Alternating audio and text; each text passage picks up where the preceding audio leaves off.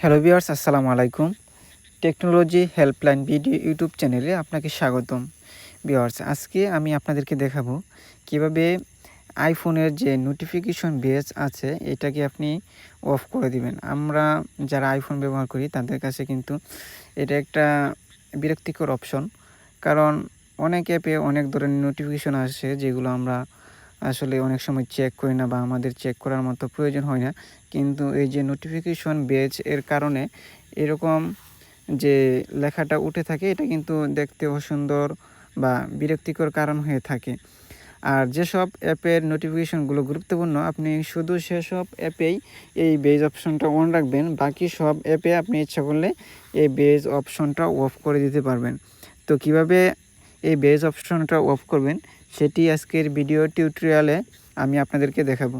তো এর জন্য প্রথমে আপনি আপনার ফোনে থাকা সেটিংয়ে চলে যাবেন। সেটিংয়ে চলে আসার পর নিচের দিকে স্ক্রলিং করবেন এবং নোটিফিকেশনে ক্লিক করবেন। এইখানে ক্লিক করার পরে আপনি আপনার ফোনে থাকা সবগুলো অ্যাপ্লিকেশন এইখানে দেখতে পারবেন নোটিফিকেশন স্টাইলে।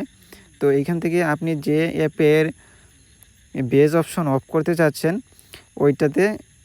ওইটা খুঁজে বের করে নেবেন।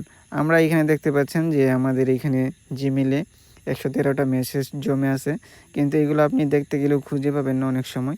তো এই বেজ অপশনটা আমি এখান থেকে অফ করে দেওয়ার পরে কিন্তু জিমেলের উপর থেকে যে 113টা আইকন আছে বা বেজ আছে এটা চলে যাবে। তো এখান থেকে আপনি প্রথমে জিমেল খুঁজে বের করবেন। এই যে জিমেল খুঁজে বের করার পরে এই যে দেখতে পাচ্ছেন এখানে আমার বেজ আইকনটা অন করা আছে। তো আমি এটাকে অফ করে দেব।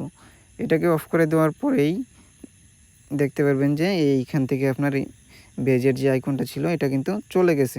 তো এইভাবে আপনার যে অ্যাপ্লিকেশনের নোটিফিকেশন দরকার নেই কিন্তু নোটিফিকেশন এসে বিরক্তিকর একটা অবস্থা হয়ে থাকে, ইজিলি অফ করে দিয়ে আপনি এটা সমাধান করে নিতে পারবেন।